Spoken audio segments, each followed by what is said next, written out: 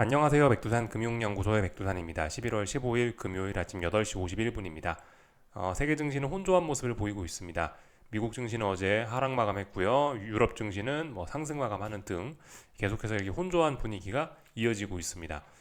어젯밤에는 여러 가지 지표들이 좀 발표가 되고 파월 연설이 좀 있었는데요. 지표부터 좀 보시자면 물가 지표가 예상보다 높았다라는 거. 또 고용 지표도 발표됐죠. 고용 지표 보시면 예상보다 또 괜찮았습니다. 신규 실업수당 청구 건수인데 실업수당 청구 건수가 줄었다면은 아직까지 미국 경제는 튼튼하다 그런 거죠. 이런 지표들은 이제 고금리 강달러를 부추기는 그런 요인이 될 겁니다. 시장에 좀 악영향을 미칠 수도 있겠죠. 사실 근데 이런 지표도 물론 중요했지만은 이제 파월의장 연설이 조금 더 중요했던 것 같습니다. 보시면 새벽에 파월의장 연설이 있었는데 내용 좀 볼게요. 인플레 압력을 감안해서 금리를 신중히 내리겠다라고 하고 있죠. 매파적인 발언입니다. 저 발언 이후에 금리 인하 전망이 좀 변화가 생겼습니다. 금리 동결 확률이 확 올라갔어요. 하루 전에 17%로 생각을 했던 금리 동결 확률이 41%까지 많이 올라갔습니다. 이제 이쯤 되면 12월에도 금리 동결하는 게 아니야? 라는 이제 그런 합리적인 의심을 하게 됐다라는 거죠. 이런 점이 주식시장에 좀 부담을 미친 것이 아닌가 싶습니다. 어젯밤 미국 증시 하락에는요. 그래서 좀 부담스러운 지표, 물론 고용 지표가 좋고 그랬습니다만은, 근데 어쨌든 그 이제 고, 고금리에 대한 부담이 살짝씩 좀 주식시장에 작용을 하고 있는 것으로 보입니다. 고금리 강달러 너무 오랫동안 높은 레벨로 지속되다 보니까 야 이거 주식시장이 조금 부담스러운데 이제 이런 이야기가 슬슬슬 터져 나오는 것 같아요. 다만 이제 그렇다라고 해서 트럼프 트레이딩이 없어지냐 그것도 아니죠, 그죠? 지금 복합적입니다. 당연히 트럼프 트레이딩도 트럼프 트레이딩대로 고금리 강달러에 영향을 미치고 있고 이제 다만 고금리 강달러가 오랫동안 지속되다 보니까 트럼프 트레이딩이 주식시장에 긍정적이었는데 주식시장에 긍정적인 영향보다는 이제 고금리 강달러라는 물가지표 발표되고 파월의장 발언 이후에부터는 그 고금리 강달러가 오래 지속됐다라는 사실 자체가 주식시장엔 좀 악영향을 이렇게 살짝 미치는 듯한 그런 모습이 됐습니다. 그래서 어쨌든 계속해서 혼조한 가운데 고금리 강달러는 일단 확실하게 계속해서 좀 지속이 되고 있는 그런 모습이고요. 미국 증시는 아무튼 좀 조정이 조금 좀 나오고 있죠. 그러나 미국 증시 조정은 이건 이제 눌림시 매수의 기회로 봐야지 여기서 이제 하방 베팅을 하고 이게 이제 강력하게 빠질 거다라고 생각을 하기는 조금 아직은 좀 무리이지 않나라는 생각입니다. 여전히 미국 증시가 조정이 좀 시작됐을 수 있으나 그래도 미국 증시는 아직 강하다. 이런 개념으로 보시는 게 맞지 않겠나 싶습니다. 그래서 전반적인 내용들을 봤고요. 나머지 특별한 거 없죠.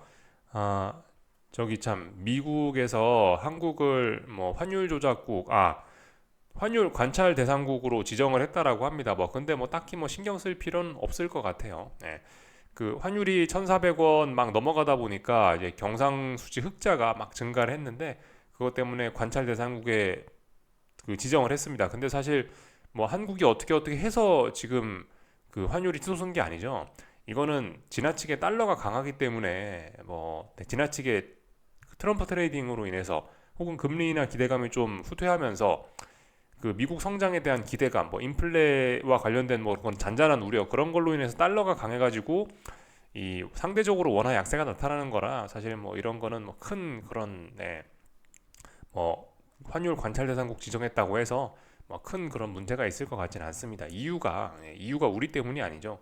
우리가 환율을 조작해서 그런 게 아니고 달러가 그래서 지금 위안화도 그렇고 엔화도 그렇고 전 세계적으로 유로화도 그렇고 다 지금 달러 강세가 나타나고 있는 과정 중이라서 한국이 환율 관찰 대상국 지정돼도 그다지 큰 문제는 없을 것 같긴 합니다. 하여튼 환율이 이렇게 치솟고 있는 것이 사실 그 어떤 경제학적인 측면에서 보면은 자연스러운 시장의 어떤 자연스러운 어떤 조정이라고 볼 수가 있는 거죠, 그죠? 그 환율이 계속해서 그죠, 우리나라 원달러 환율이 계속해서 강세를 보이면 우리나라 기업들도 실적이 좀 안 좋을 수 있는데 이런 식으로 환율이 계속해서 올라와 주면은 우리나라 수출로 먹고 살지 않습니까, 그죠? 상대적으로 우리나라 이렇게 수출이 어려울 때 이렇게 환율이 올라가는 건 사실 어떤 면에서는 긍정적으로 볼 수도 있습니다. 왜냐하면 수출하는 기업들한테 도움이 될 수 있으니까 이런 점들은요. 이게 이제 자연스러운 그 시장의 조정 과정 이런 식으로 좀 볼 수가 있는 겁니다. 이렇게 그래서 환율이 자유롭게 움직여야 뭐 뭐 어떤 뭐 힘들어하는 나라들, 뭐 힘들어하는 뭐 기업들이 조금 더뭐 생명을 이어나갈 수 있는 그런 점도 있긴 있습니다. 물론 이제 환율 약세가 주가 하락을 불러서 조금 좀 고통은 있을 수 있으나 세상에 공짜는 없죠, 그죠? 어떤 고통을 겪었으면 또 그만큼 얻는 것도 있는 거고 하여튼 그렇습니다. 그래서 일단 뭐 이런 이야기 정도 해봤고요. 뭐 나머지는 특별한 거 없는 것 같습니다. 달러가 5일째 상승하고 있다. 파월의 매파적인 발언에 더욱더 환율이 올랐죠. 삼성전자 거래량 급등, 그죠? 저가 매수세 유입의 추세 변화 가능성 저도 있다라고 봅니다. 말씀은 드렸는데 네, 거래량이 조금 더 증가를 해야지 좀 의미 있는 바닥이 나타나지 않을까라는 생각이에요. 뭐 이따가 말씀드리면 될 것 같고 다 본 것 같습니다. 쭉쭉 다 봤고요. 어젯밤 그래서 미국 증시는 하락 마감했습니다. 아마 고금리 부담 뭐 이런 게 좀 있어서 그렇지 않을까라는 생각이 듭니다. 특히 뭐 러셀 지수 이런 게 많이 빠지는 걸 보면요. 근데 뭐 그럼에도 불구하고 이게 지금 시장이 막 급락폭락하기는 또 좀 아닌 것 같습니다. 말씀드렸다시피 순환매 물론 이게 지금 건전한 모습은 아닙니다만은 그래도 뭐 고금리라고 해서 다 같이 빠지는 게 아니고 야 고금리면은 금리에 부담이 없는 IT 빅테크 사면 되잖아. 뭐 약간 이런 개념이 작용을 하는 것 같아요. 엔비디아, 마이크로소프트, 애플, 빅테크 기업들은 상승을 하는 모습. 나머지 종목 다 하락해도 얘네 상승하면 시장이 또 잘 버틸 수 있죠. 이런 모습들이 나타나고 있다. 뭐 그겁니다.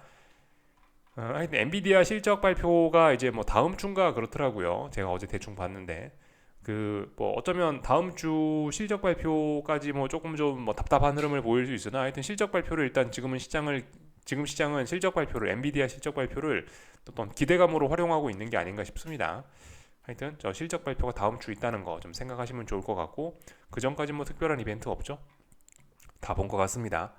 그래서 뭐 기술적인 이야기 뭐 좀 하자면요. 이제 조금 빠지기 시작했습니다. 그죠?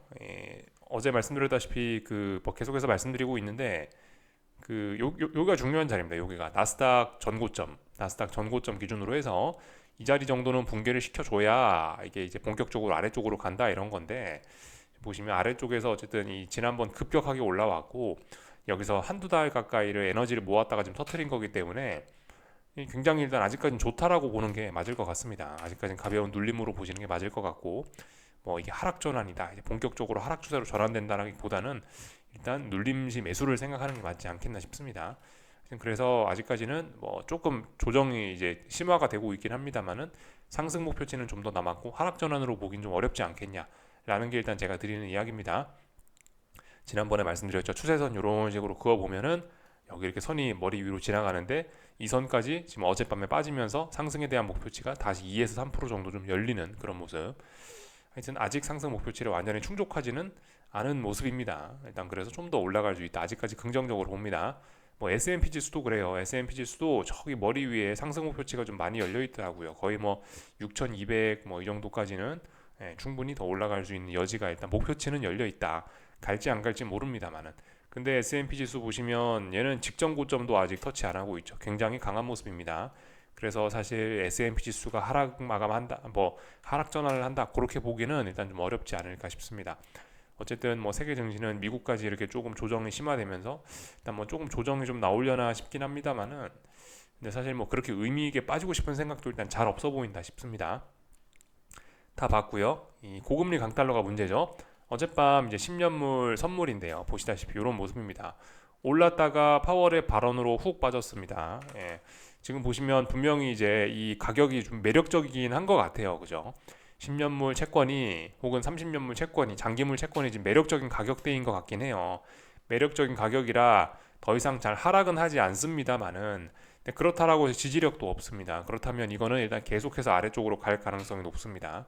아직은 채권 매수의 타이밍이 아닐 수 있다는 생각 들고요.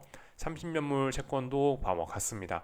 이 굉장히 들썩들썩합니다. 지금 변동성이 커져가지고 막 급등을 합니다만은 장중에 그래 봐야 중요한 자리는 다 못 넘고 있어요. 그래서 계속해서 아래쪽으로 가고 있다. 채권 매수는 조금 좀 부담스러운 그런 상황이다.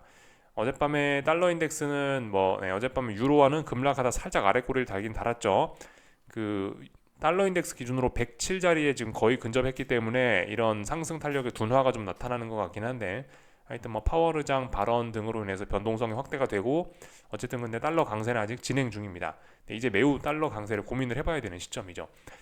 달러 강세가 여기서 만약 좀 완화가 된다라면 그래도 한국 증시에 조금 긍정적으로 작용할 수도 있겠다 싶습니다.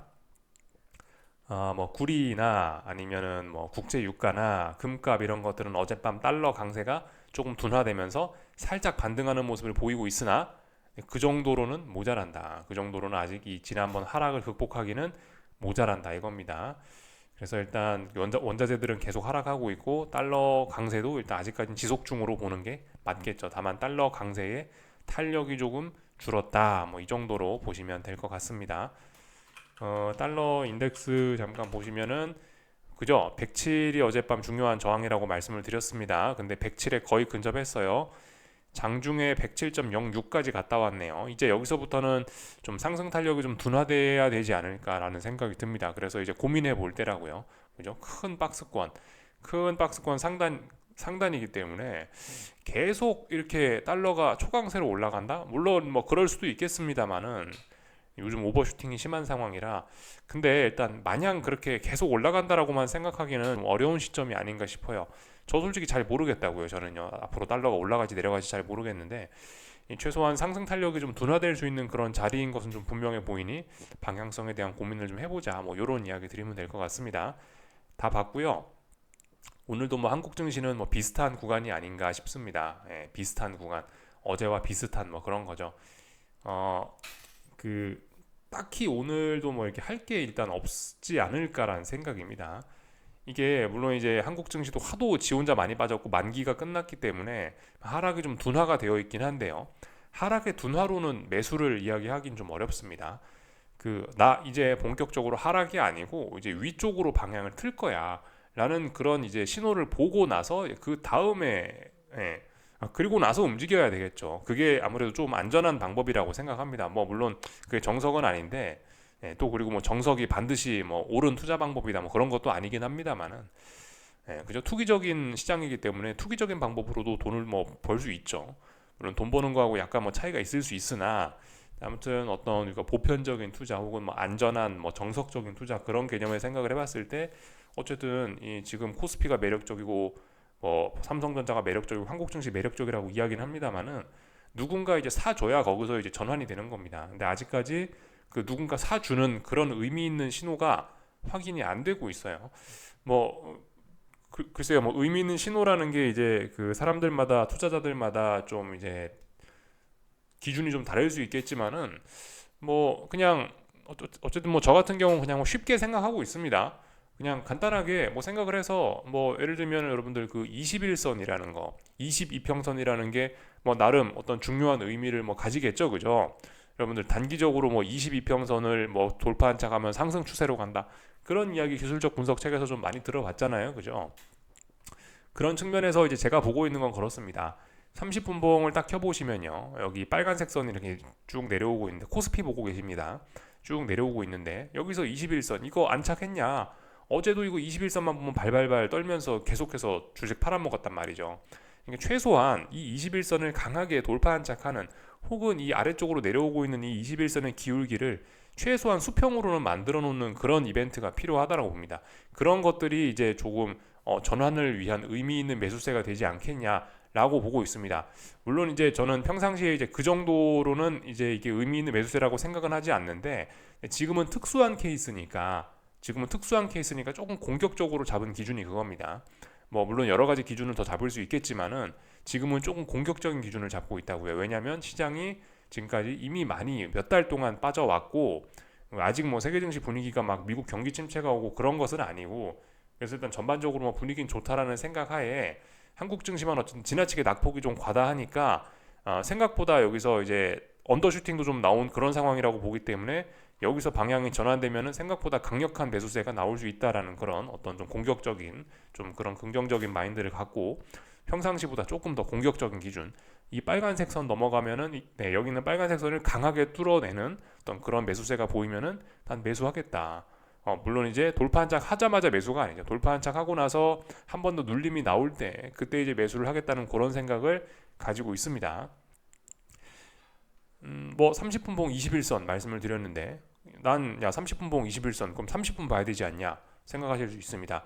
그러신 분들은 5분봉 보시면 되죠. 5분봉 이런 걸로 봤을 때 30분봉에 있는 20선이면은 뭐죠? 5분봉에서는 그 120선에 해당합니다. 주황색 선에 해당하겠죠. 그래서 어제 저는 5분봉 이거 켜놓고 이것만 보고 있었어요. 120선 요거 넘어가나 안 넘어가나만 보고 있었습니다. 120선 이것조차 안착을 못하는데 무슨 뭐 다음으로 넘어가요, 그죠?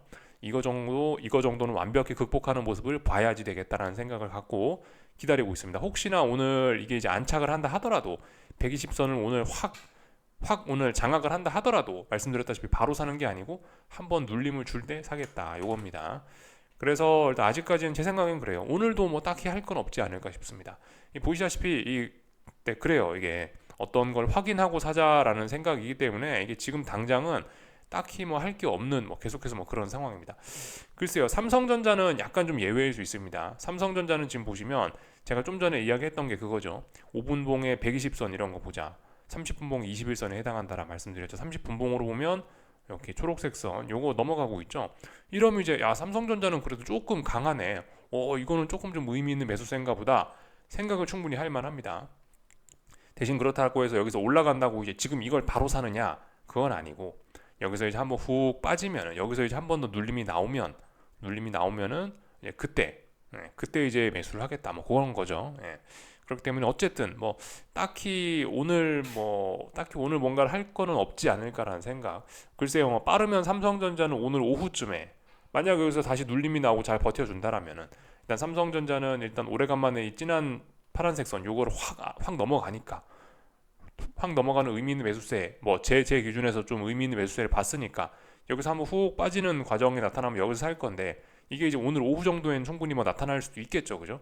그다음 삼성전자는 오늘 오후에 뭔가를 할지도 모르겠습니다만은 어쨌든 코스피 지수나 뭐 코스닥 지수나 이런 것들은 아직까지 약하고 뭐 그런 상황이라서 오늘도 잘하면 또 아무것도 안 하고 그냥 넘어가지 않을까라는 생각이 좀 듭니다. 근데 아무튼 삼성전자는 조금 주목해서 봐야 될 필요가 있겠습니다. 다 말씀드린 것 같아요. 뭐 나머진 특별한 거 없죠? 여기까지 하겠습니다. 궁금한 거 리플 남겨주시고 오늘 저녁에 뵙겠습니다.